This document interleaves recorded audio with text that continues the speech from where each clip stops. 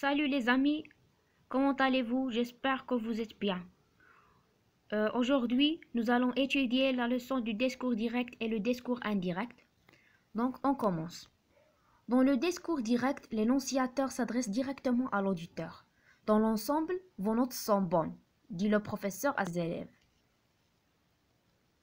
Le verbe dire, c'est un verbe introducteur. Par exemple, le verbe dire, le verbe annoncer, le verbe déclarer, ce sont des verbes introducteurs. Dans le discours indirect, où rapporter l'énoncé est transmis à l'auditeur par une tierce personne. Le professeur dit à ses élèves que dans l'ensemble, vos notes sont bonnes. Pour passer du discours direct au discours indirect, on procède de la façon suivante. On efface les deux points et les deux guillemets. Le deuxième élément, on écrit le verbe introducteur avec son sujet et parfois on procède à certains changements, les pronoms personnels et les adjectifs possessifs.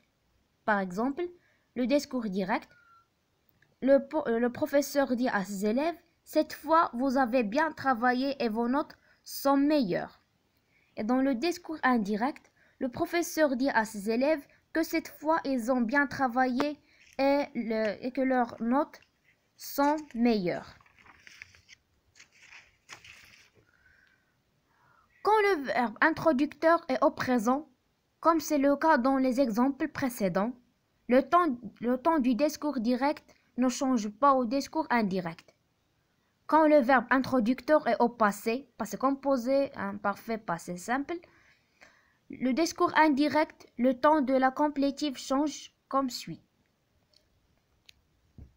C'est ça, les règles de la transformation.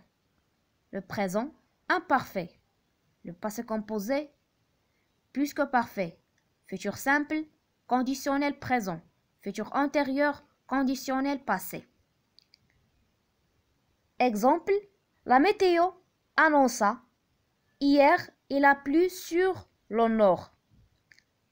La météo annonça que la veille il avait plu sur le nord.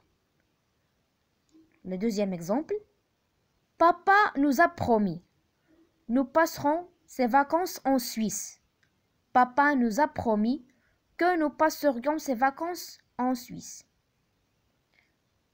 Il y a aussi une transformation au niveau du pronom personnel et des adjectifs, de pronoms possessifs et aussi un changement au niveau spatio-temporel.